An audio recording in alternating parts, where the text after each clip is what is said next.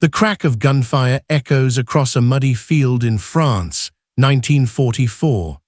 An American infantryman raises his rifle, pulls the trigger 8 times in rapid succession, and watches as enemy soldiers scramble for cover.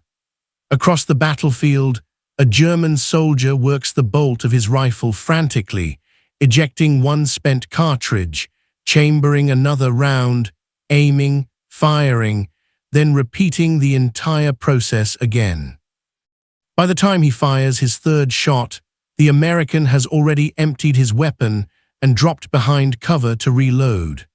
This scene played out thousands of times across Europe and the Pacific, and at the center of it was a weapon that fundamentally changed infantry combat.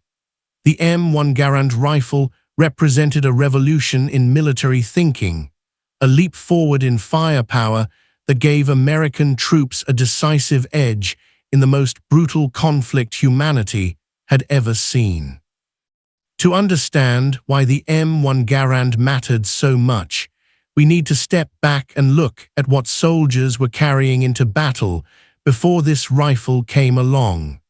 For centuries, the evolution of infantry weapons had been a slow, grinding process. From muskets that took a minute to load and fire once, to bolt-action rifles that could fire perhaps 15 rounds per minute in the hands of a trained soldier, each generation of weapons had incrementally increased the amount of lead a single man could send downrange. By World War I, every major army was equipped with bolt-action rifles. These were reliable, accurate, and relatively simple weapons. The German Mauser, the British Lee Enfield, the American Springfield, they all operated on the same basic principle. You pulled a bolt handle up, drew it back to eject the spent cartridge, pushed it forward to chamber a new round from an internal magazine, pushed the bolt down to lock it in place, aimed and fired. Then you did it all over again. This manual cycling of the action was the bottleneck in the firing process. A well-trained soldier could do it quickly, maybe getting off 15 to 20 aimed shots per minute if he was really good and the conditions were right. But it required the shooter to break his sight picture, to move the rifle around, to take his trigger hand off the trigger and manipulate the bolt. Every single shot required this deliberate, mechanical process. And in combat, where adrenaline is pumping, where you are tired, cold, scared, and being shot at, maintaining that kind of mechanical precision becomes incredibly difficult. Soldiers would short-stroke the bolt, failing to pull it all the way back, causing a jam. They would forget to push it all the way forward, leaving the round not fully chambered. Under stress, the simple mechanical process of working a bolt-action rifle became a source of malfunctions and delays. Now imagine a different scenario. Imagine a rifle where you simply pull the trigger, the rifle fires, and then automatically ejects the spent case and loads a new round, all while you keep the rifle shouldered and maintain your sight picture on the target. Pull the trigger again, and it fires again, and again, and again, 8 times before you need to reload. This was not some futuristic dream. This was the M1 Garand, and it was standard issue to American infantrymen by the time the United States entered World War II. The story of how this rifle came to be is itself a fascinating journey through American military bureaucracy, engineering ingenuity, and the personality of one man, John Cantius Garand. Born in Canada in 1888, Garand moved to Connecticut as a young man and found work in textile mills and machine shops. He was a machinist by trade, someone who understood how metal moved, how tolerances worked, how to turn an idea into a functioning mechanism. During World War I, he became interested in firearms design and began working on a light machine gun. Though that design was not adopted, It brought him to the attention of the United States Army, and in 1919 he was hired as an engineer at the Springfield Armory in Massachusetts. The Springfield Armory was the beating heart of American small arms development. It was where the Army tested new weapons, refined existing designs, and manufactured rifles for the troops. When Garand arrived, the standard American infantry rifle was the Model 1903 Springfield, a bolt-action rifle that was, by all accounts, an excellent weapon. It was accurate, reliable, and soldiers liked it. But military planners were already thinking about the next generation. They had seen the carnage of World War I, where massed infantry attacks ran into machine gun fire and were mowed down by the thousands. They understood that increasing the firepower of the individual rifleman could change the dynamics of infantry combat. The challenge was creating a semi-automatic rifle that was reliable enough, durable enough, and simple enough to be issued to every soldier in the army. Semi-automatic weapons were not new. There had been experiments and limited production of such rifles before World War I. The French had the Fusil automatique Model 1917, a semi-automatic rifle that saw limited service. The problem was that these early semi-automatic rifles were finicky. They jammed frequently. They required careful maintenance. They were heavy. They were expensive to manufacture. For a military that needed to equip millions of soldiers, these were serious problems. A rifle that worked beautifully on a test range but failed in the mud of a battlefield was worse than useless because it left soldiers defenseless. Garand understood this. His design philosophy was centered on reliability and simplicity. He spent years refining his mechanism, testing different gas systems, different locking systems, different ways of feeding ammunition.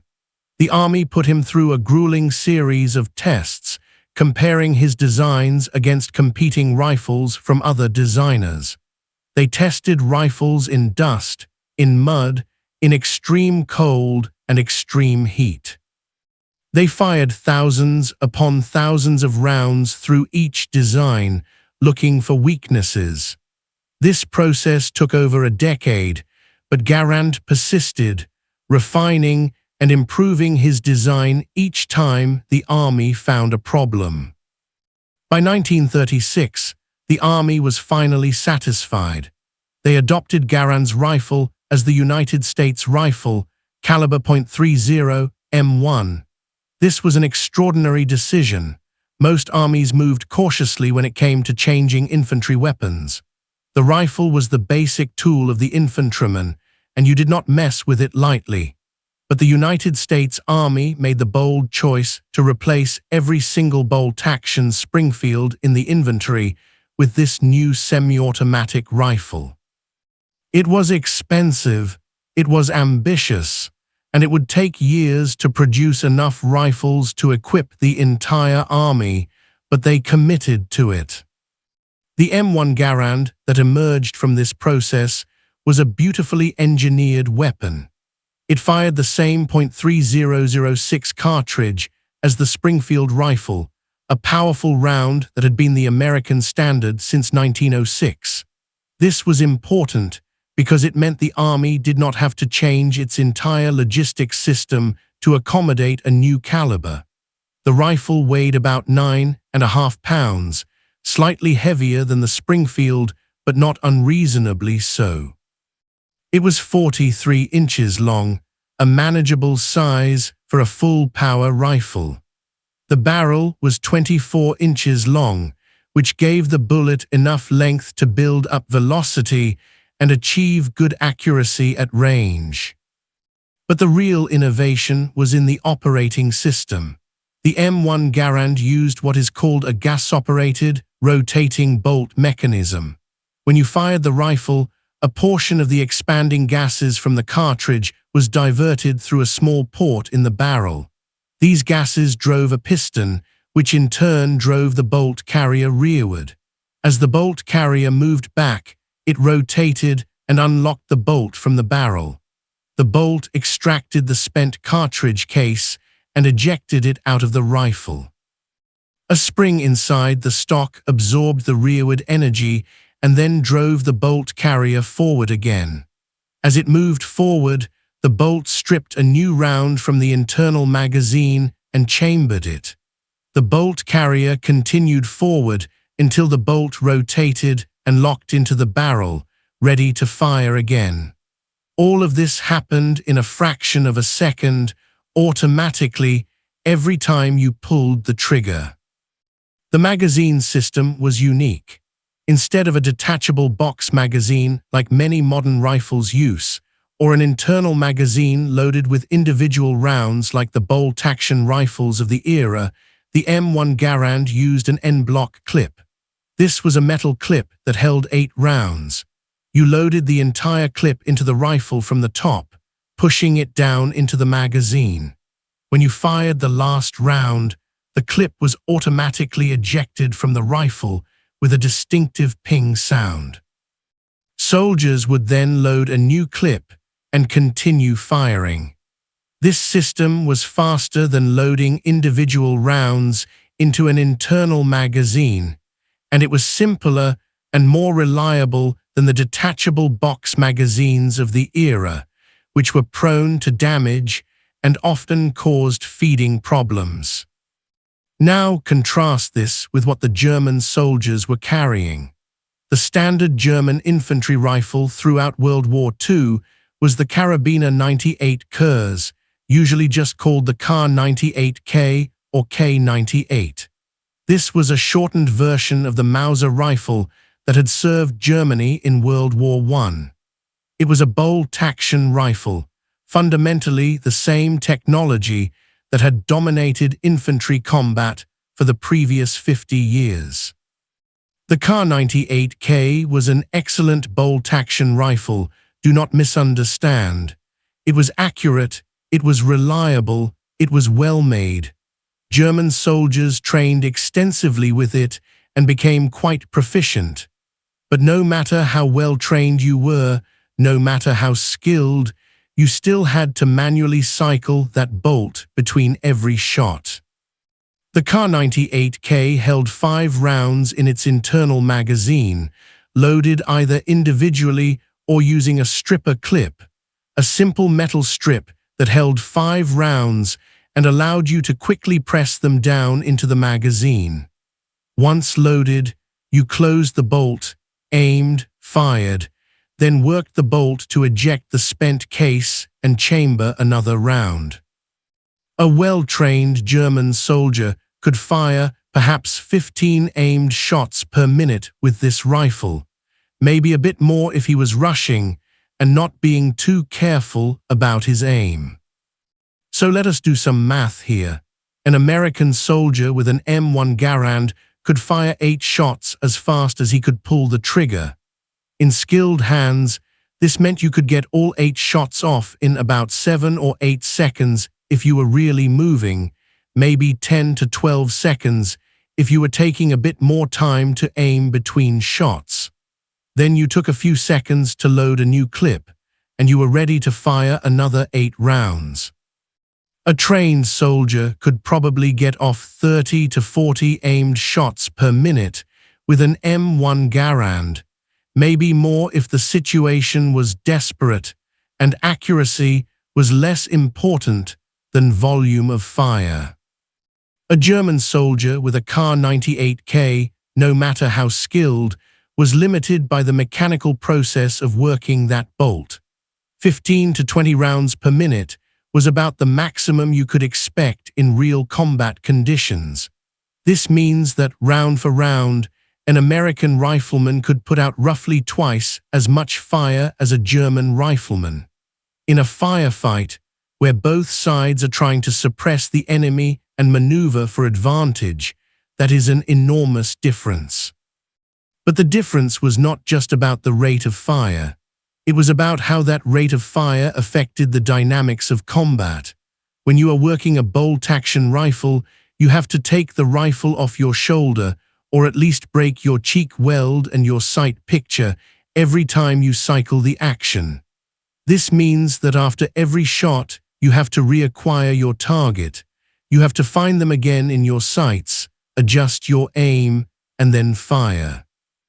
With the M1 Garand, you could keep the rifle mounted, keep your eye on the target through the sights, and just keep pressing the trigger. Your sight picture remained consistent. Your hold on the rifle remained consistent. This made follow-up shots faster and more accurate. In a combat situation, this advantage multiplied. Imagine you are a German soldier advancing across a field and you come under fire from an American position. You hit the ground, look for cover, try to locate where the fire is coming from. You raise your rifle and fire a shot at the enemy position. Now you have to work the bolt, and during that second or two, you are not firing. The American soldier you are facing does not have that gap. He can fire again, keeping up a continuous stream of fire that keeps you pinned down. By the time you have worked your bolt and are ready to fire your second shot, he has already fired 3 or 4 rounds at you. This created a tactical situation where American infantry squads could generate overwhelming firepower with just their rifles.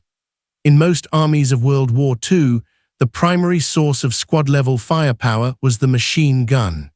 Each squad would have one light machine gun, and the riflemen were essentially there to support the machine gun, to carry ammunition for it, to protect the machine gunner, and to provide supplementary fire. The machine gun was the weapon that won firefights.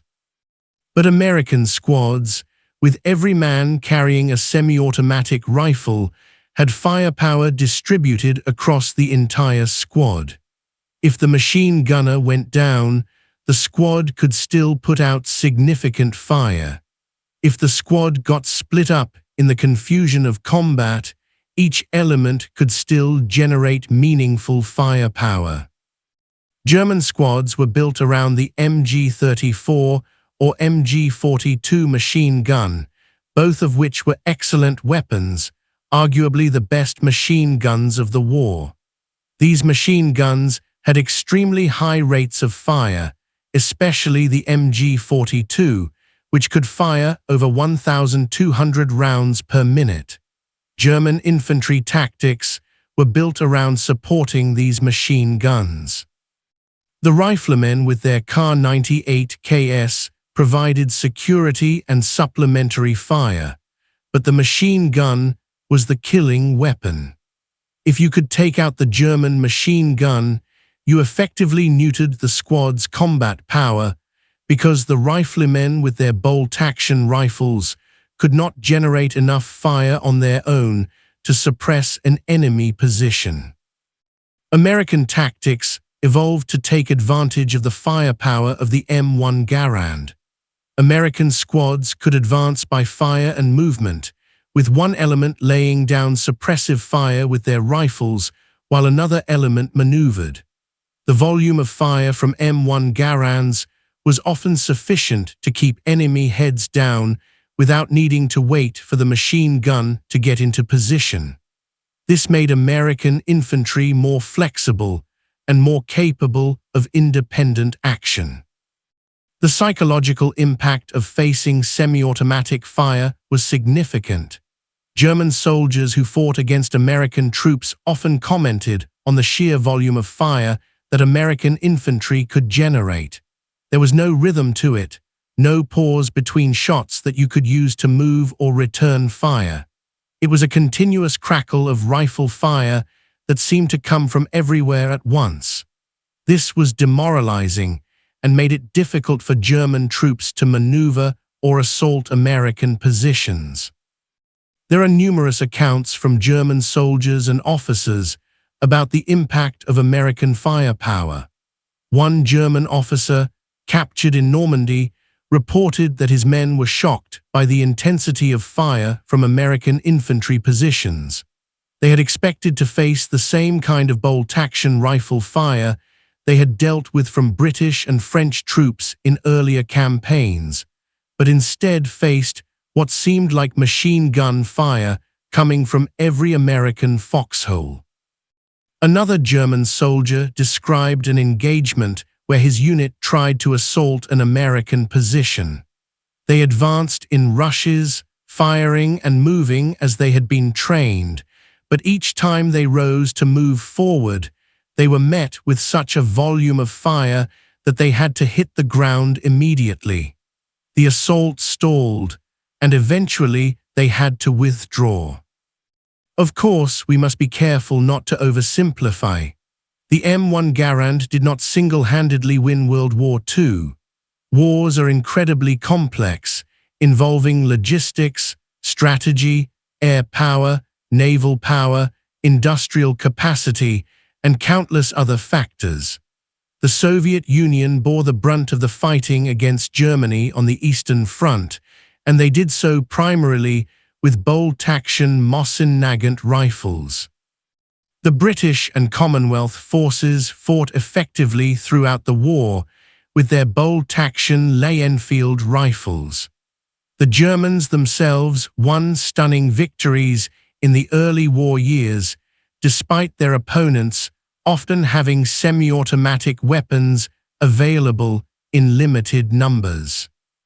But the M1 Garand did provide American infantry with a significant tactical advantage at the individual and small unit level. In the close range, confused fighting that characterized much of the combat in Europe and the Pacific, this advantage mattered.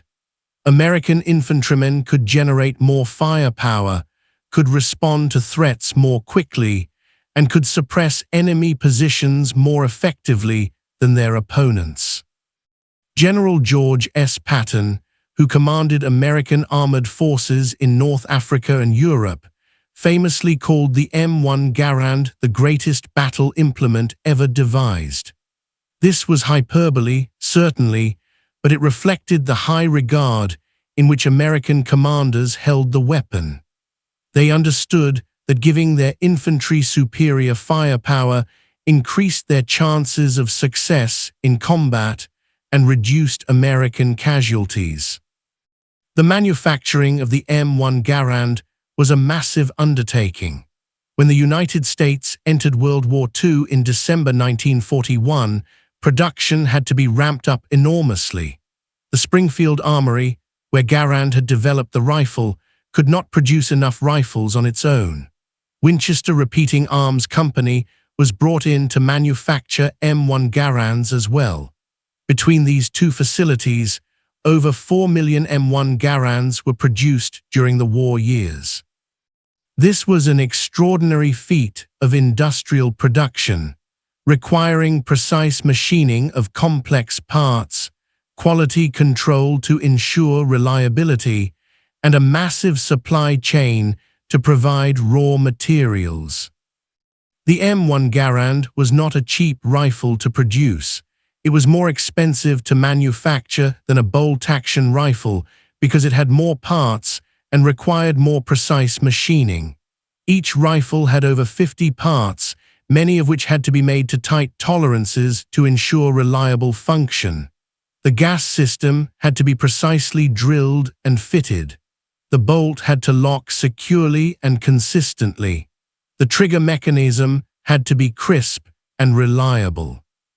Any defect in manufacturing could result in a rifle that jammed or failed in combat, which could cost a soldier his life. Quality control was paramount. Every rifle that came off the production line was test-fired. Inspectors checked dimensions, verified that parts fit properly, and ensured that the rifle met Army specifications. Rifles that failed inspection were sent back for rework or scrapped. This level of quality control was essential for maintaining the reliability that made the M1 Garand effective in combat. Training soldiers to use the M1 Garand was also a significant undertaking.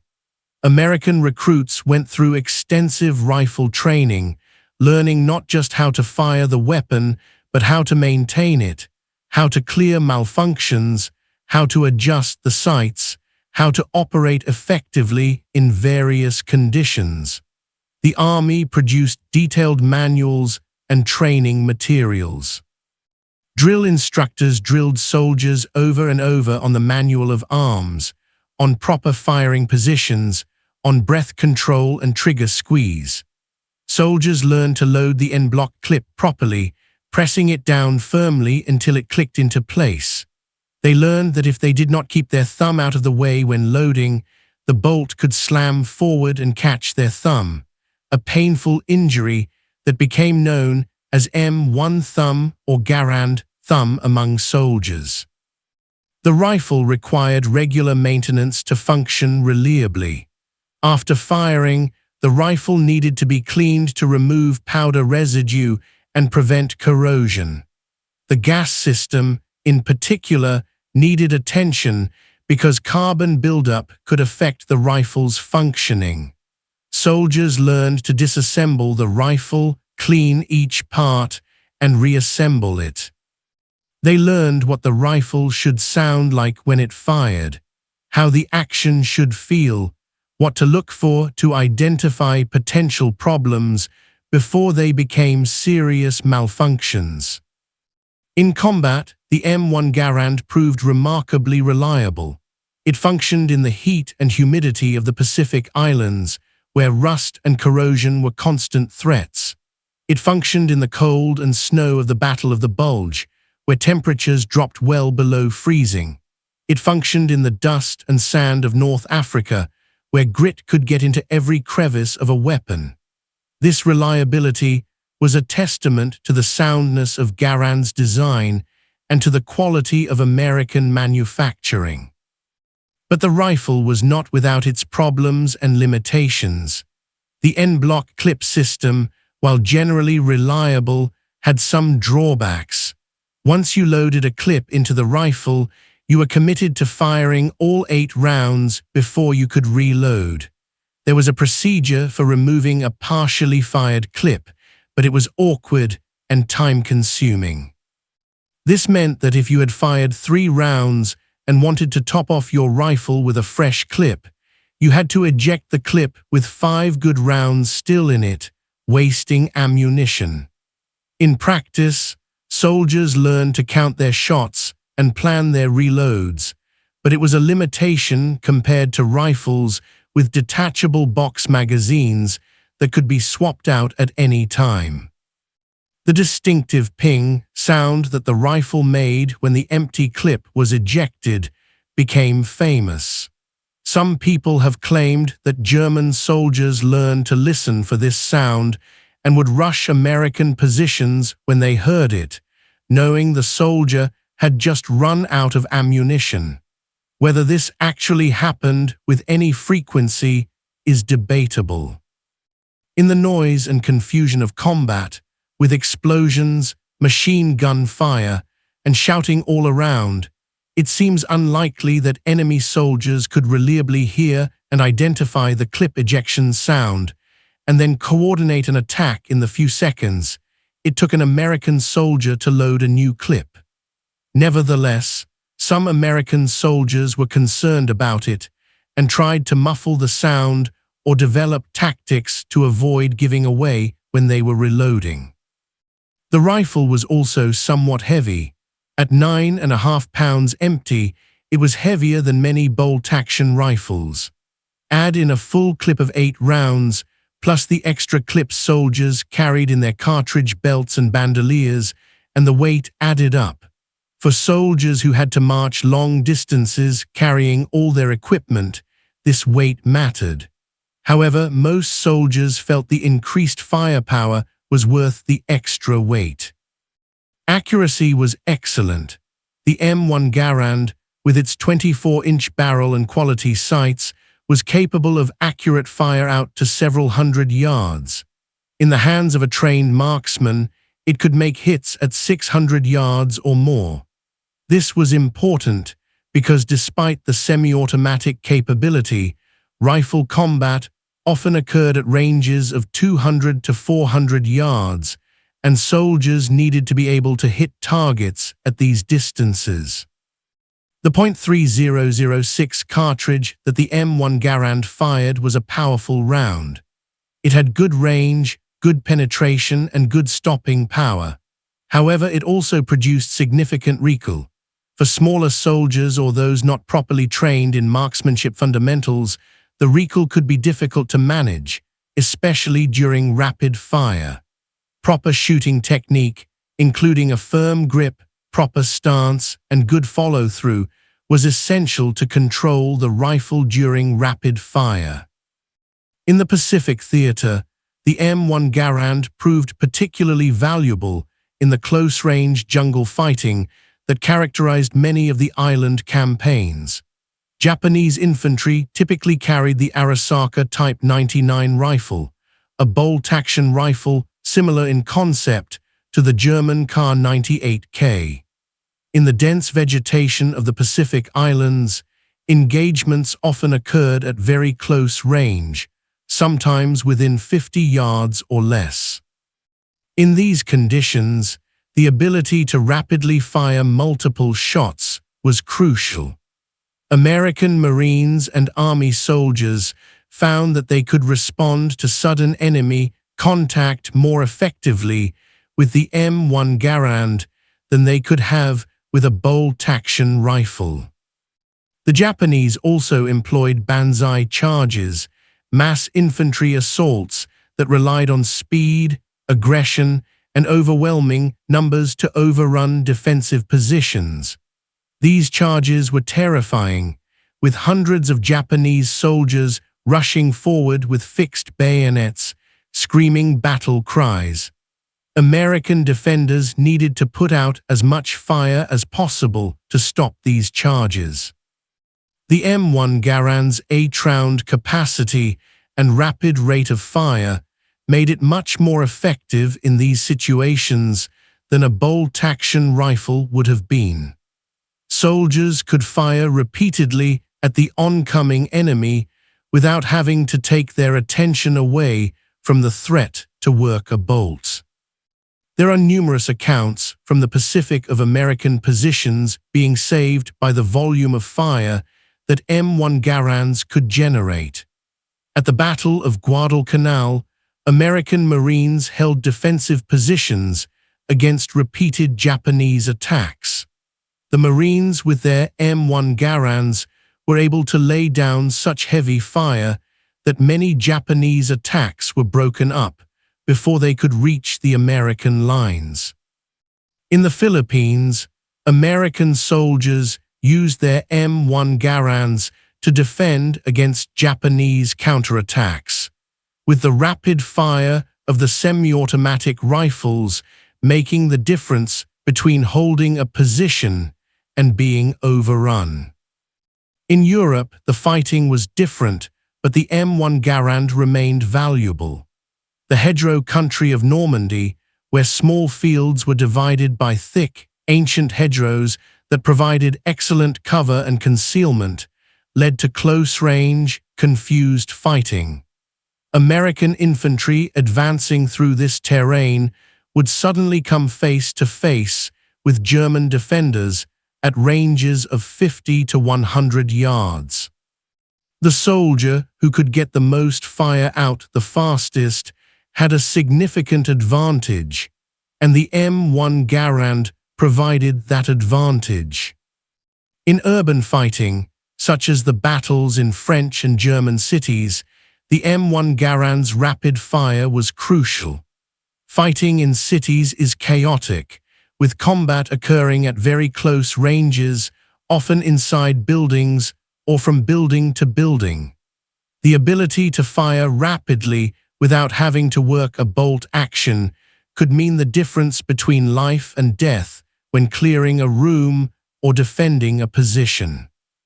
The Battle of the Bulge, Germany's last major offensive in the West, saw American infantry holding defensive positions in freezing winter conditions against desperate German attacks.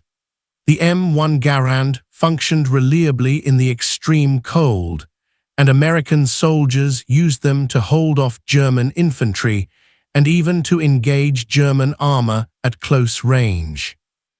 While rifle fire could not penetrate tank armor, it could suppress infantry accompanying the tanks, and the volume of fire from M1 Garands helped American forces hold critical positions until reinforcements could arrive. It is worth noting that not every American soldier carried an M1 Garand.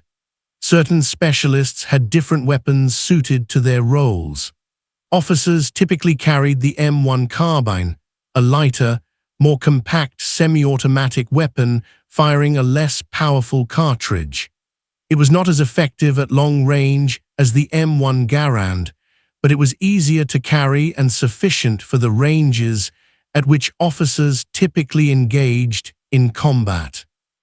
Non-commissioned officers sometimes carried M1 Garands, but squad leaders and others might carry carbines or submachine guns depending on their role and preference. Support personnel, such as machine gunners, mortar crews, and radio operators, often carried carbines or pistols because their primary weapon was their crew-served weapon or their equipment. Airborne troops initially jumped with M1 carbines because the lighter weight and more compact size made them easier to jump with, though many paratroopers preferred the greater power and range of the M1 Garand when they could get one. Snipers used specially accurized M1 Garands fitted with telescopic sights, designated as the M1C or M1D, depending on the specific scope mounting system. These sniper variants allowed skilled marksmen to engage targets at longer ranges with precision. While bolt-action sniper rifles had some advantages in terms of ultimate accuracy, the semi-automatic capability of the M1 Garand meant that a sniper could make a shot and quickly follow up if the target moved or if additional targets presented themselves. The Germans, for their part, did develop semi-automatic rifles during the war. The Ju-43 or G43 was a semi-automatic rifle firing the same 7.92 Mauser cartridge as the Kar-98K. It was issued in limited numbers, primarily to marksmen and specialized troops. The G43 was a decent rifle, but it came too late in the war and was produced in too small numbers to have a significant impact. Germany simply did not have the industrial capacity in the later war years to re-equip its entire infantry with semi-automatic rifles, while also trying to produce tanks, aircraft, artillery, and all the other materials needed to fight a global war. The Germans also developed the Sturmgewehr 44, often abbreviated as St. G44, which was the world's first true assault rifle. It fired an intermediate cartridge, less powerful than a full rifle cartridge but more powerful than a pistol cartridge, and it was capable of both semi-automatic and fully automatic fire. The St. G44 was an innovative and effective weapon, but like the G43, it came late in the war and was produced in limited numbers. Most German infantry continued to carry Kar-98K bolt-action rifles until the end of the war. This points to a broader truth about the M1 Garand's impact. The American decision to adopt a semi-automatic rifle as the standard infantry weapon before the war, and to commit the industrial resources to produce it in massive quantities, represented forward-thinking military planning. It was a gamble because the rifle was untested in large-scale combat when the decision was made. It was expensive, requiring significant investment in tooling and production facilities. But it paid off by giving American infantry a technological edge over their opponents. The logistics of supporting the M1 Garand in the field was substantial. Each rifle required regular maintenance, including cleaning and lubrication. Replacement parts had to be available for rifles that broke or wore out. Ammunition had to be produced and transporting to the front lines in enormous quantities.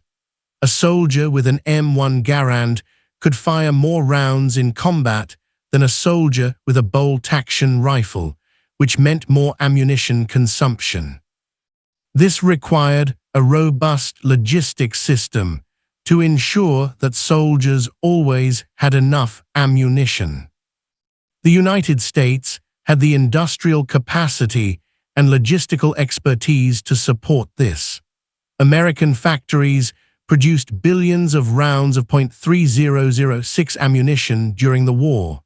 Ships and trucks transporting this ammunition across oceans and continents to supply depots, and from there it was distributed to frontline units.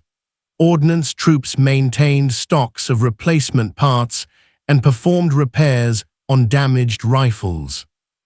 This massive logistical effort ensured that American soldiers could use their M1 Garands effectively throughout the war. Training was ongoing even in combat zones. Replacement soldiers arriving at the front had to be integrated into units and brought up to speed on tactics and procedures. Veterans would teach new soldiers the tricks and techniques they had learned in combat, how to use terrain, how to work together as a team, how to employ their weapons most effectively. The M1 Garand was central to this training because it was the primary weapon of the infantry. After the war, the M1 Garand continued to serve. It remained the standard American infantry rifle through the Korean War, where it again proved its worth in combat.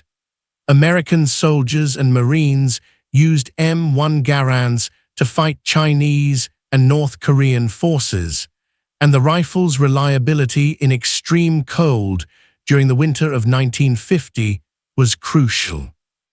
The M1 Garand remained in service, in decreasing numbers, into the early years of the Vietnam War before being replaced by the M14 rifle, which was essentially a modified M1 Garand with a detachable box magazine and capable of fully automatic fire.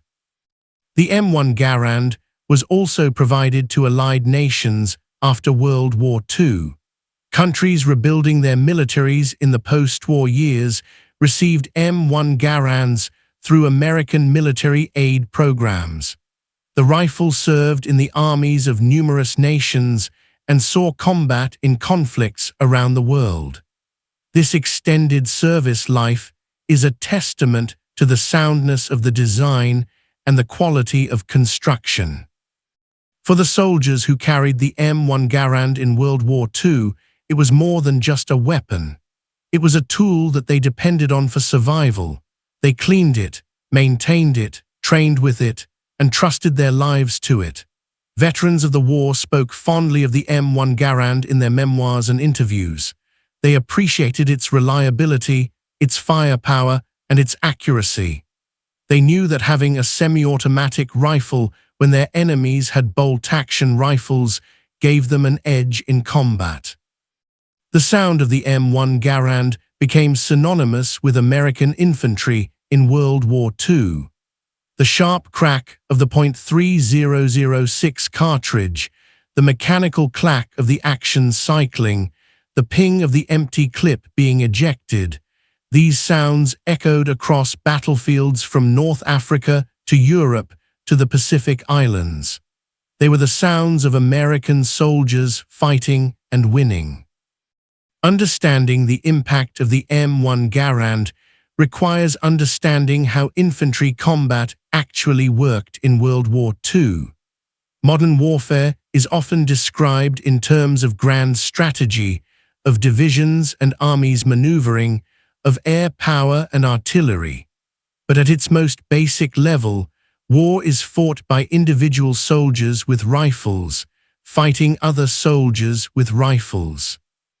The side that can put more effective fire on the enemy, that can suppress enemy positions and maneuver for advantage, has a significant tactical edge. The M1 Garand gave American infantry that edge.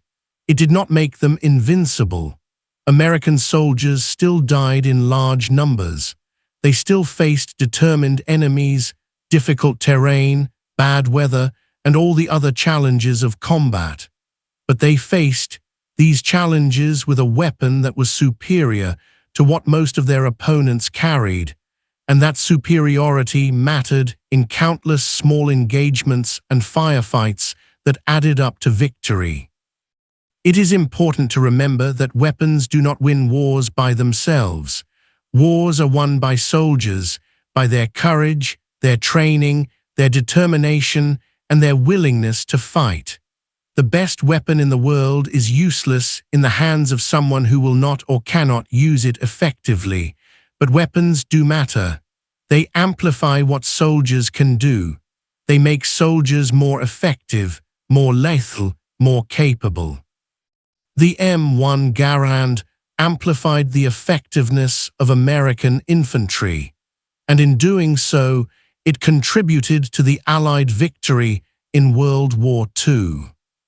The rifle also represented something about American industrial might and technological innovation. The United States entered World War II as a rising industrial power, and the war transformed it into a superpower. The ability to design, produce, and field a sophisticated weapon like the M1 Garand in quantities sufficient to equip an army of millions demonstrated American manufacturing capability. It showed that American engineers could create advanced military technology and that American factories could produce it at scale. This was part of a broader pattern in World War II, where American industry outproduced the Axis powers in virtually every category. The United States produced more tanks, more aircraft, more ships, more artillery, more of everything than Germany, Italy, and Japan combined. The M1 Garand was one piece of this industrial juggernaut, but it was an important piece because it touched every infantryman, the most numerous type of soldier in any army. The cost in blood of World War II was staggering. Millions of soldiers died in combat. Millions more were wounded. Civilians died in even greater numbers from bombing, starvation, disease, and genocide. In this context, anything that reduced casualties, that gave soldiers a better chance of surviving combat, was valuable. The M1 Garand, by giving American soldiers superior firepower, helped some of them survive battles they might not have otherwise. We cannot know how many lives were saved because American infantry carried M1 Garands instead of bolt-action rifles, but it is reasonable to assume that the number was not insignificant. The tactical flexibility that the M1 Garand provided also reduced casualties indirectly. American infantry, with their semi-automatic rifles, could suppress enemy positions more effectively, allowing maneuver elements to advance with less exposure to enemy fire. They could respond to ambushes more quickly, getting fire on the enemy before the enemy could fully develop their attack. They could break up enemy assaults with concentrated fire. All of these capabilities, enabled by the M1 Garand, helped American infantry survive and succeed in combat. There is also a psychological dimension to consider. Soldiers who know they have superior equipment are more confident, and confidence affects performance in combat. American soldiers knew they had good weapons. They knew their M1 Garands gave them an advantage over enemy riflemen. This knowledge contributed to their morale and their willingness to close with and engage the enemy. Conversely, enemy soldiers who recognized that they were outgunned were demoralized, which affected their combat effectiveness. The development and deployment of the M1 Garand also reflected American military culture and doctrine. The United States Army valued marksmanship and individual initiative. American infantry doctrine emphasized decentralized decision-making, with junior leaders empowered to make tactical decisions based on the situation they faced. The M1 Garand fit well into this doctrine because it gave individual soldiers the firepower to act independently and effectively. A single soldier with an M1 Garand could suppress an enemy position or defend against multiple attackers, which would have been much more difficult with a bolt-action rifle. In contrast, German doctrine placed more emphasis on the machine gun as the centerpiece of infantry tactics, with riflemen supporting the machine gun. This was not necessarily inferior, and German infantry tactics were effective, but it represented a different philosophy. The American approach, enabled by the M1 Garand, distributed firepower more evenly across the squad and gave more capability to each individual soldier. Looking at the broader timeline of firearms development, the M1 Garand represents a transitional technology. It was not the final evolution of infantry weapons. After World War II, military planners recognized that most infantry combat occurred at relatively close ranges, within 300 yards or so, and that the full-power rifle cartridges, like the .3006, were more powerful than necessary for most engagements. This led to the development of intermediate cartridges and assault rifles, which could fire on full automatic and were more controllable in rapid fire. The M14 rifle, which replaced the M1 Garand in American service, was capable of fully automatic fire, but it was difficult to control in that mode. The M16 rifle, with its smaller 5.56 mm cartridge, represented the next generation, offering fully automatic capability in a lighter, more controllable package. But these later developments built on lessons learned with the M1 Garand.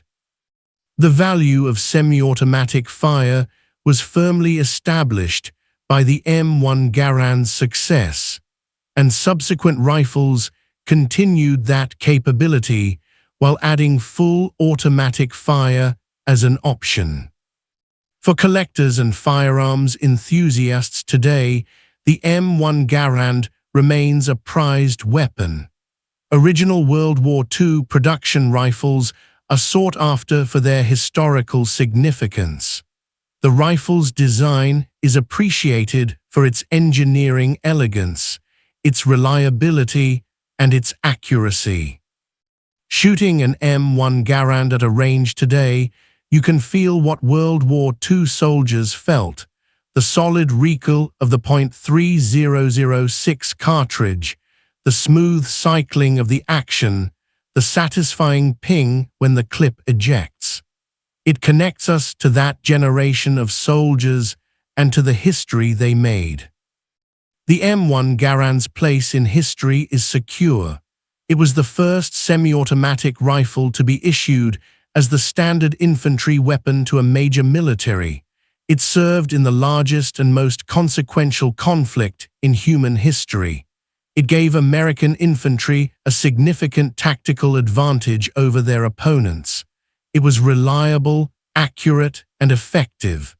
General Patton's assessment, while hyperbolic, was not entirely wrong.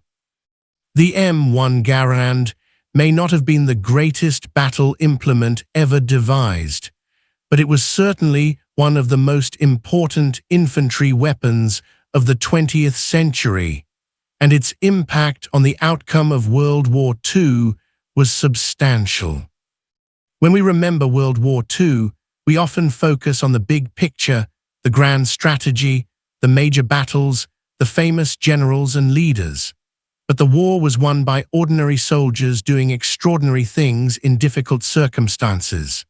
Those soldiers needed reliable tools, and the M1 Garand was one of the most important tools they had. It let them fight more effectively, survive more often, and ultimately prevail against enemies who were brave and skilled, but not as well armed. The story of the M1 Garand is a story about innovation, about taking a chance on new technology, about industrial capacity, about engineering excellence, and ultimately about giving soldiers the best possible equipment to do their dangerous and difficult job. It is a reminder that while technology alone does not win wars, it certainly helps, and that the side with better equipment, all else being equal, has a significant advantage. For the American infantry, who carried M1 Garands through the battles of World War II, that advantage was real, tangible, and sometimes the difference between life and death. In the final accounting of what won the war, the M1 Garand deserves its place alongside the courage and sacrifice of the soldiers who carried it into battle.